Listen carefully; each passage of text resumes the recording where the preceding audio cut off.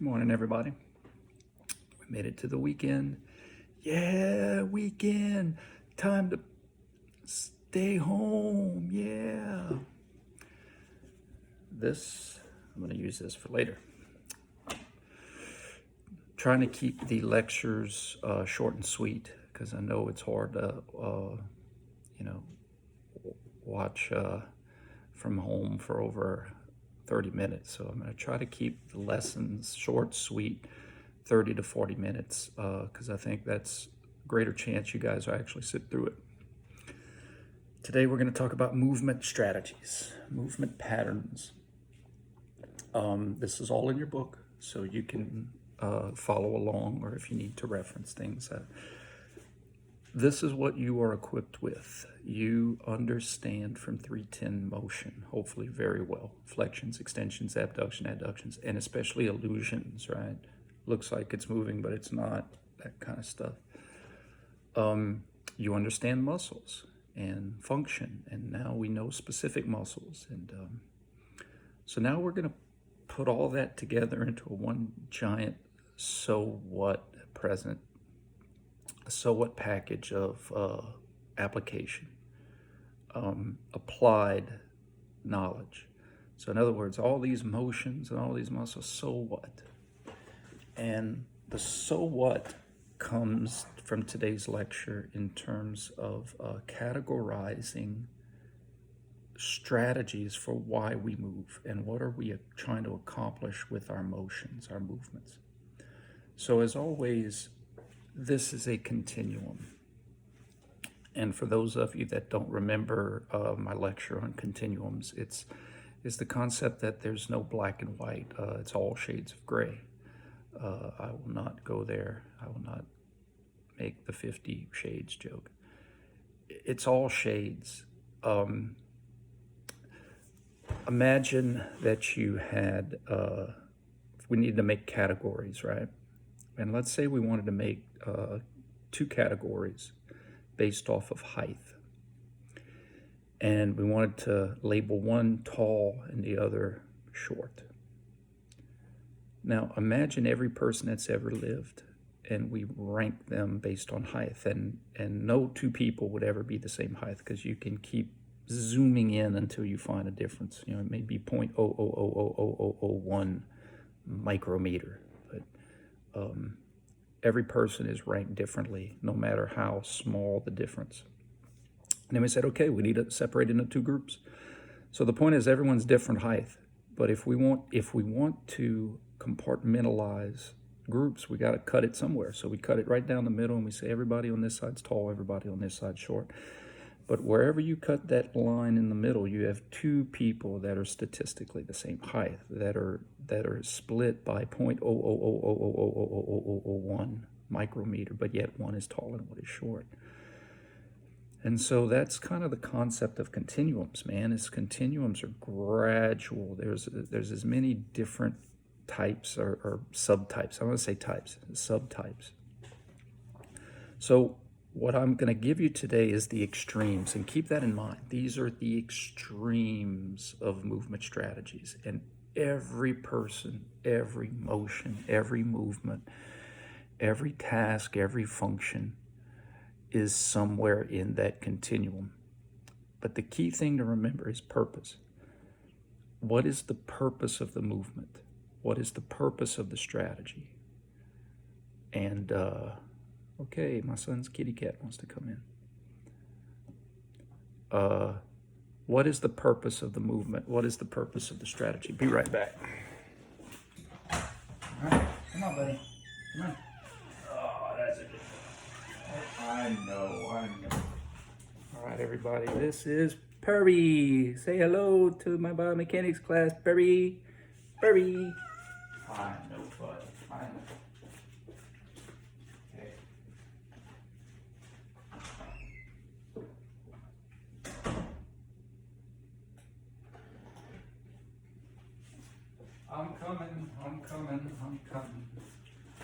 I'm coming.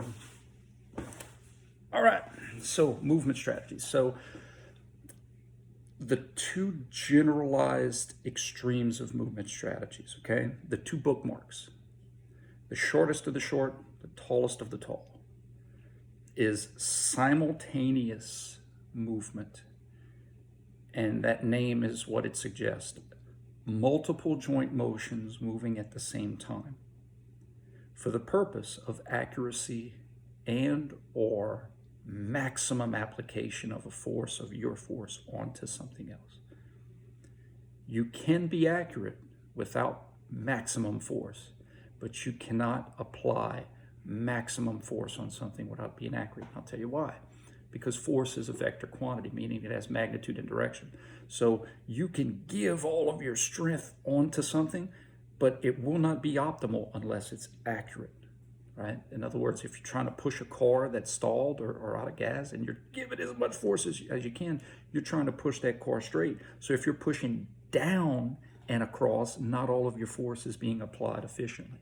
So force and accuracy go hand in hand, okay, in terms of you applying it to something for use.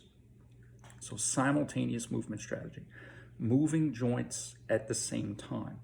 So if I wanted to reach my hand forward, let's say I had I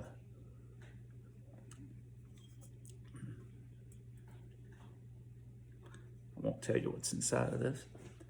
So let's say I wanted to reach forward to my super cool, tricked out Brian glass. And I wanted my hand. So this is my task. My task is to reach forward and grab the glass. Now I'm gonna extract the glass so that you can see my hand. You imagine that glass is in front of me. In order for my hand to translate, remember, joints don't translate.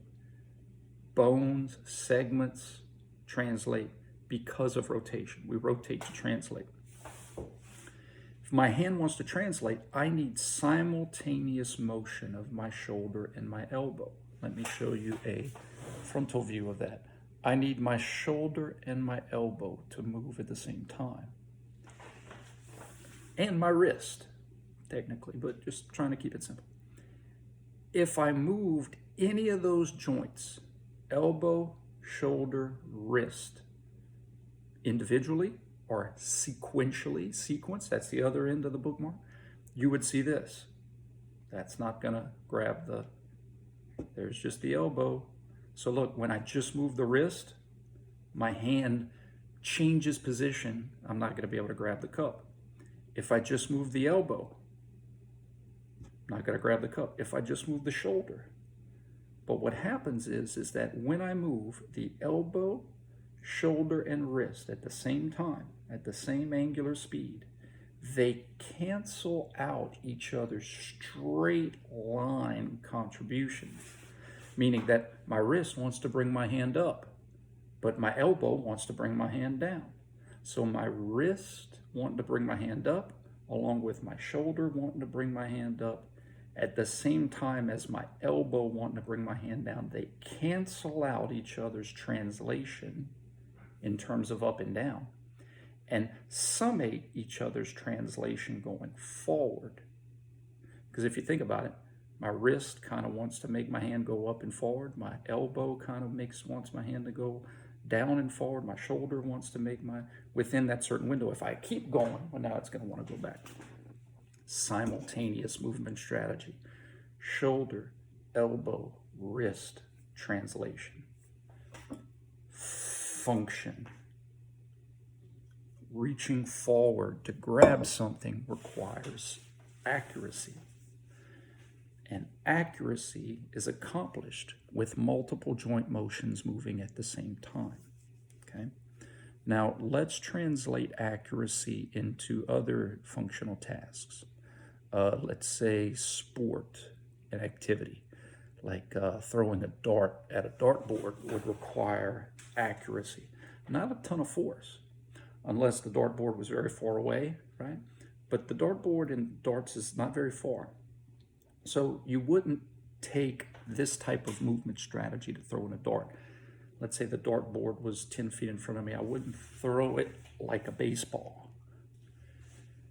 I wouldn't throw it as hard as I can or as fast as I can, because inherently you understand that it's not going to be very accurate. You may stick somebody in the neck or something, right? So if you're trying to be accurate, you want that dart to kind of translate forward before you release it.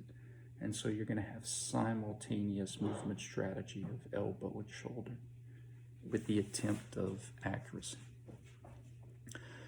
Another ways you can be accurate is with your force application.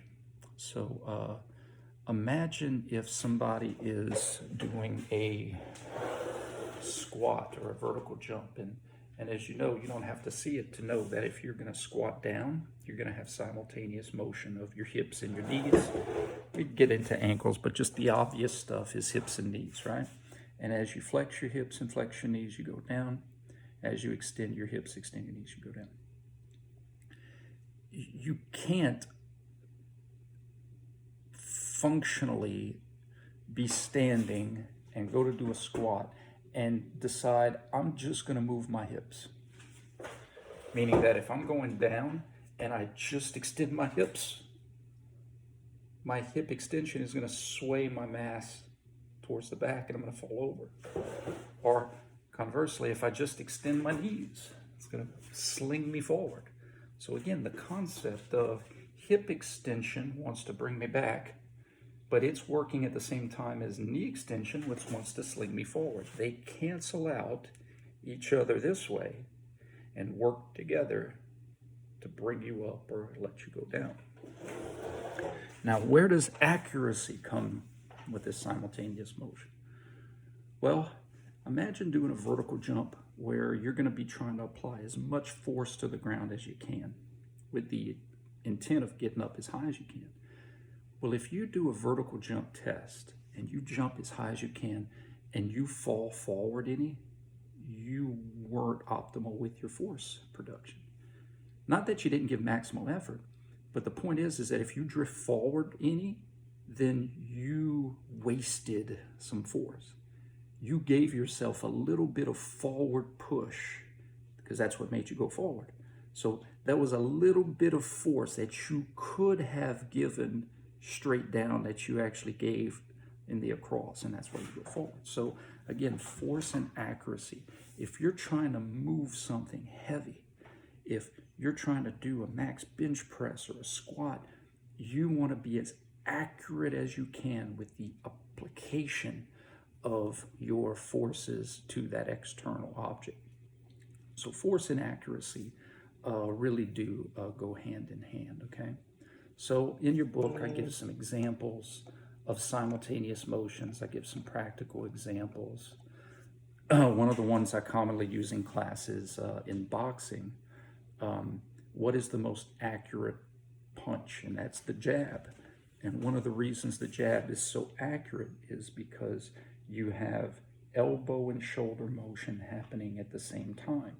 So they can cancel out each other's rotation, opposite rotation, and work together for amplified translation. Accuracy, force and accuracy, force and accuracy, okay? If we did these in sequence, simultaneous, at the same time, sequence one at a time. If we did them in sequence, the same motions would look a lot different and it wouldn't be very accurate. Elbow and shoulder at the same time, elbow, shoulder at different times. Elbow, shoulder, shoulder, elbow, elbow, shoulder at the same time. Translation of a distal segment. Shooting out the distal segment because of simultaneous motion. So that's one end of the spectrum. Strength. Keep in mind something you hopefully learned in physics, and that's the concept of work and power. Work is distance, right? You got to move something over a certain distance to do work. I know it's kind of cliche, but you know, if you've been sitting on your butt all day, man, you haven't done anything all day. You haven't done any work, or you haven't moved anything. You haven't changed anything's position. Okay, I know it's cliche, but force over distance. Now they don't care. You know, it's like just get it done. It doesn't have to be today. It doesn't have, in other words, when you're not on a clock, procrastinate when you're not on a clock. But the point is that as long as you get your work done, if the concept is just get the work done, if the concept is just move the weight, then time isn't really a factor if get it done is the concept. So work is just to move something. Don't care how long it takes you, just get it done, just move it. When we talk about doing work when there is a time limit or when time is a factor, in other words, if two people weigh the same and they run a 40-yard dash, and one person runs it faster than the other person, then we could apply that, well, that was a time component. They both did work, but one person did the work in less time. Maybe they are more powerful. So power in layman physics is just work relative to time. How much time did it take you to do that work? Now, a lot of power lifting kind of competitions, power is just implied. What I mean by that is implied. Well, we imply speed all the time.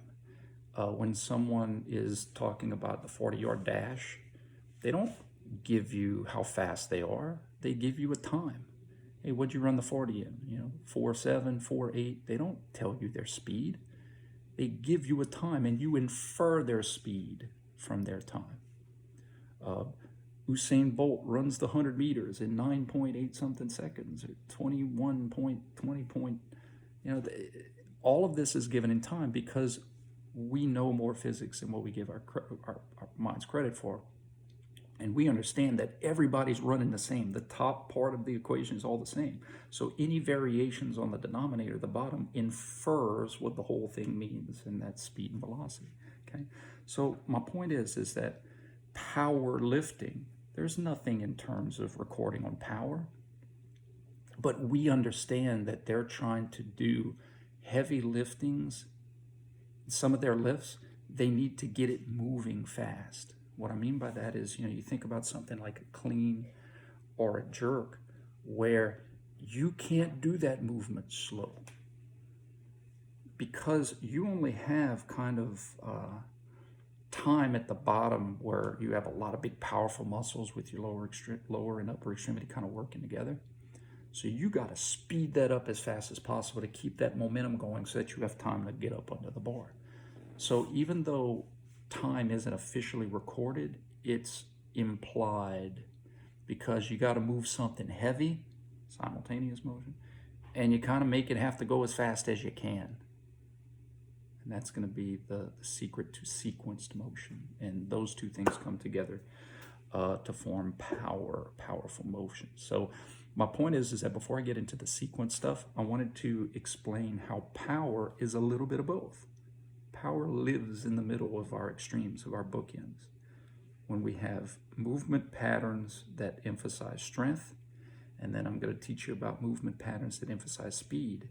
And when we bring strength and speed together, we get power. Okay. So sequenced motion, sequential motion. The name means what is implied, and that's multiple joint motions moving not at the same time, but in a pattern, in an order, in a sequence. One thing done after the other, after the other, after the other, and that's where this guy comes along.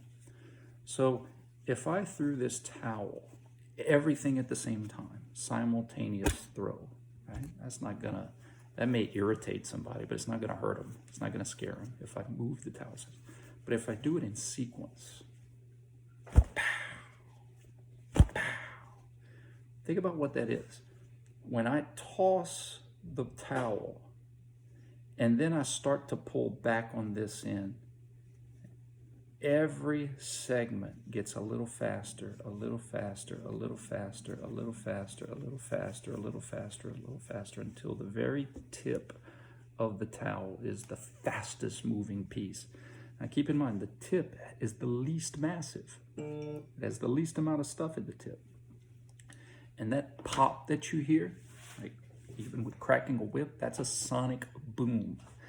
That is the tip of the towel or the whip moving faster than sound.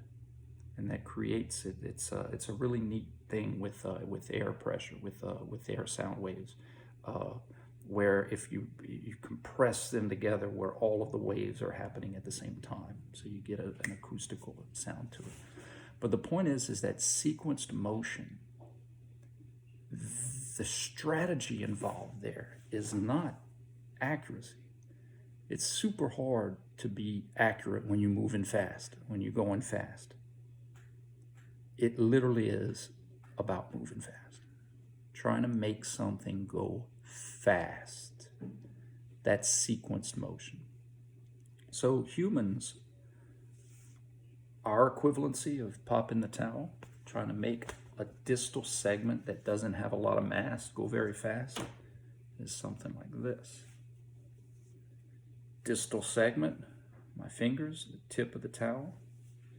And you think about throwing a baseball, starts from the feet, pushing off on the ground, transfers motion to the hips, to the pelvis, to the trunk, to the scapula, to the shoulder, to the elbow, to the wrist. It's a sequenced motion. And the more sequenced your motion, the faster you're going to have the distal segment move. Remember trade-offs, right? What you gain in stability, you lose in mobility. Well, with movement patterns, there's trade-offs as well. What you gain in speed, you lose in accuracy. And what you gain in accuracy, you lose in speed. So practically speaking, imagine a pitcher needing to throw a strike, full count, bases loaded, and they're trying to throw a strike. They're probably not going to throw the fastest pitch they've ever thrown in their lives. In other words, they're going to take off the speed to try to get some more accuracy. And vice versa. If you got a pitch that's a spare and you're going to throw it as fast as you can, Lord, look out, brother, the ball may be going, may leave in your hand.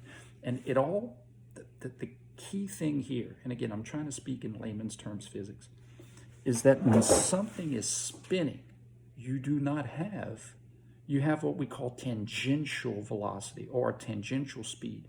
You don't have linearity to the speed. You have tangentiality to the speed. What I mean by that is when I'm throwing the ball and I'm releasing it way over here, if I release it a little bit too soon, just a little bit too soon, that ball is going to amplify that error over distance and go way out over there. And if I release it just a little bit too late, that ball is going to amplify that error. It's like throwing a sling. If you think about throwing a sling and letting it go, once you release that rock, once you release that stone, it's going straight based on tangentially where you released it. So if you're just a little bit too late, it's going way over there. If you're a little bit too early, it's tangentially going over there. It's ridiculously hard to be accurate and be fast for that very reason, okay? So you think about activities in sport where someone is trying to be fast, but they're trying to be accurate. It's not that easy. Like kicking a field goal. The closer you are, the more accurate you are, right, with field goal kickers. That's because no NFL kicker is kicking an extra point with all of their might. But if that field goal is 60 yards, 65 yards, and they need to make their foot go as fast as possible to try to make the ball go as fast as possible, that's when you see some big-time shanks. And maybe not in the NFL, because these guys are professionals. But in high school, bless their hearts, man. If you've ever seen kickers in high school, the further back they go and the faster they need to make their foot travel, that ball is going all over the place. That's per the course. What you gain or what you're trying to gain in speed, you're going to lose in accuracy. And these errors are amplified. What I mean by that is when I'm moving everything at the same time, I can kind of check my accuracy with my segment, my functional task. When I'm moving things in sequence, one mistake or one a little bit too early, a little bit too soon on my hips is going to be amplified all the way down the chain unless I compensate somewhere else, okay? So the amplitude of error is a lot greater for sequence movement strategies, meaning that it's a lot harder to replicate these patterns. People tend to adopt, and I'm talking old people, new people to new activities, sports, tasks. Remember, we're not just working with athletes here. We're going to be working with people that need to relearn how to eat, clean, cook, do things around the house. People adopt simultaneous strategies and then learn sequenced strategies for the need. What I mean by that is, let's talk about a task that's very sequenced, like ice skating, roller skating. Walking, running is sequenced too, right? One, then other, then the other, then the other. And there's some simultaneity to it as well, again, power.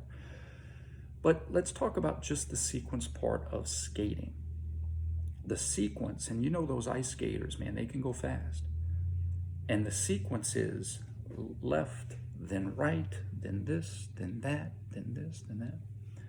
But if you've never skated before, never ice skated before, you went on the ice for the first time and you put those skates on and you tried to do a sequence pattern, you're gonna fall on your butt. You have to learn how to be sequenced. The strategy you're gonna take is a more simultaneous strategy. Now, I'm not saying it has to be pure simultaneous, but it's going to be more on that curve, on that continuum of more simultaneous. Why? Because your goal when you're on those ice skates for the first time is not to fall on your rear end. So you're going to have less sequence and a lot more movement, kind of more at the same time for accuracy. People tend to impart simultaneous motions when they begin something. They'd rather be accurate than miss. Think about, if we're applying it to different things, think about a baseball player applying a bunt, right?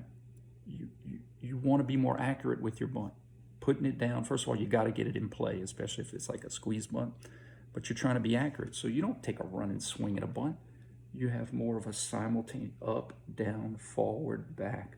You have a lot more simultaneity with your movement pattern because you want accuracy. And what's the expense? Velocity, speed. That ball's not going to travel off of your bat at 100 miles an hour, right? So for you baseball and softball players out there, you can kind of have some relatability on this. The harder you try to swing, the harder it is to be accurate.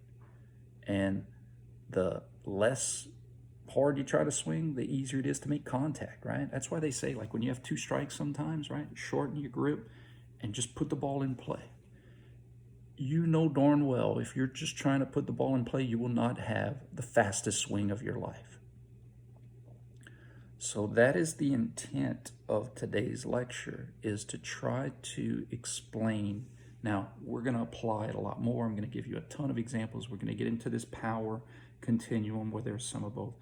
But if you can only see the extremes, extreme simultaneous, extreme sequenced, movements done at the same time for strength and or accuracy, and beginners, novices, you know, if someone's playing golf for the first time, professional golf is a very sequenced task. And if you think about it, it plays into our rules. It's hard to be fast and accurate. Professional golfers miss the fairway a ton of times. They hit it into the trees, is what I'm trying to say, because they are very sequenced. And they're trying to make that end of that golf club move extremely fast. It's hard to be accurate and fast. But you think about them putting, where speed isn't a big deal. Why is speed a big deal on a tee shot? Well, if it's a par 5 and that hole's way over there, I can't afford to have 10 strokes where I'm hitting it at little chunks at a time. I got to take the chance to miss because I got to make it go fast to get the heck way over there. But when you're on the green and you're putting and the hole is not very far away, you know darn well your movement pattern, you could imagine how the movement pattern changes to more simultaneous. You're not taking these big, long, angular swings, a lot more simultaneous. The closer you get to the hole, the less sequenced and the more simultaneous your stroke. Okay, again, shifting on the curve. Novices are gonna take a lot more simultaneous strategies to their movements, and they need to learn sequential. They need to learn to be sequenced. One more example before I let you guys go. Again, I'm trying to make these videos short, sweet, to the point, because I figure there's a greater chance you watch them. Think about little kids pitching. When I was in Little League growing up, man, it was all about throwing strikes. Just throw strikes, because it's hard to throw strikes, because pitching is naturally sequenced. And you see these young kids, and they're holding the ball by their ear, and they're throwing it more like a dart to try to be more accurate. But accuracy only gets you so far. Once you keep building up levels and batters can start hitting the ball, it's not enough to be accurate. You got to make people miss, or you got to make people not hit the ball square. So that's why speed becomes more important, because at certain levels, when you get up to certain levels, just being accurate may not be enough. And so to throw it faster, you have to be more sequenced.